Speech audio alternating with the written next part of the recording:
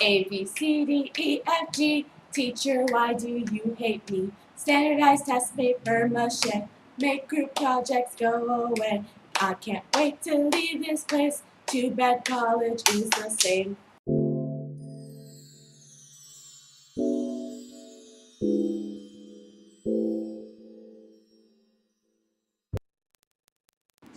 Salutations, friends. My name is Brianna Bonds, otherwise known as No Ordinary Scholar. This piece right here, it's not really something I wanted to put on the No Ordinary Scholar site, mainly because there aren't facts intertwined with every line. It's not very logic-based. It's not following a problem-solving pattern. This is really just me ranting with you. Let's rant together for a little bit. This is escuela. So there are truly a lot of things I do not understand about the schooling system, especially K through 12. If you don't know what that is, K through 12 is going to be starting out elementary, young kids, going all the way up through the end of high school. And I just feel the need to say something because it seems like we've gotten into this pattern of thinking I'm new at school, so I don't really follow the issues, to I'm sick of everything, let's protest. And you'll stay in that spot for a bit, but then you'll hit, I'm a senior, it's not really affecting me too much anymore, it's whatever. And then finally you'll get to, I've graduated, I've paid my dues, so I'm gonna worry about other things right now. Well, I wanna come back to it. Talk about some of these issues, not as someone that would be immediately impacted by any changes, but as someone that would have to raise children in the system. Let's start with style of teaching. Now, I know I'm not the only person in the world that has to take one of those tests in grade school where they tell you what kind of learner you are. If you're better with audio, visuals, words, or kinesthetic/interactive techniques. Too bad, because with classes the size that they are, lessons are going to be taught one way, so you're going to have to hope you understand.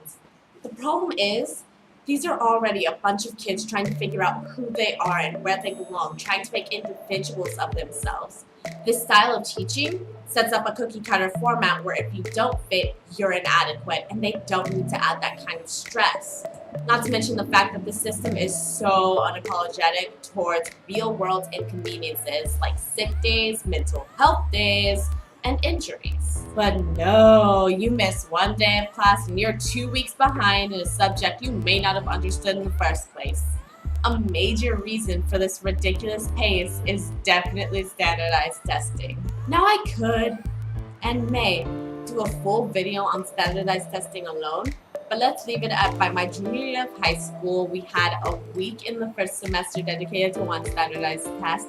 Then we also had finals for that semester and end of course exams if you're taking a class that was only a semester long. Now I should mention that end of course exams are not the same thing as finals. You have to take both.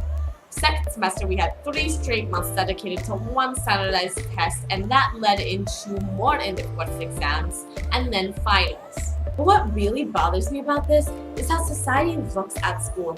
You have to be good at these specific subjects, these tests, these sittings, all in unison. This is what determines your self-worth. Don't believe me? Why do we look down on people with GEDs? Why was I told financial literacy, a class that actually has real-world application, would look bad on my transcript? It's just frustrating to see people bashing on social media and TV for setting up an image for people to compare themselves to. But they aren't the only ones who do it. Schools don't praise students' strengths and help them improve their weaknesses. It picks one image and tells us we won't be anything if we can't achieve that. But this time it's not just coming from peers. It's also coming from authority figures like parents, teachers, and school counselors. And to me, that makes it worse. Thanks for listening to me rant. If you think you're ready for some more, check out my channel and hit the subscribe button down below. If you look in my description, it'll have links to my Instagram, my Facebook, that No Ordinary Scholar site I was talking about earlier. And if you think you're really down for what's going on here, you can check out my Patreon account. It's going to have a lot of freebies, early access, and every dollar counts. But until next time, valedictions, friends.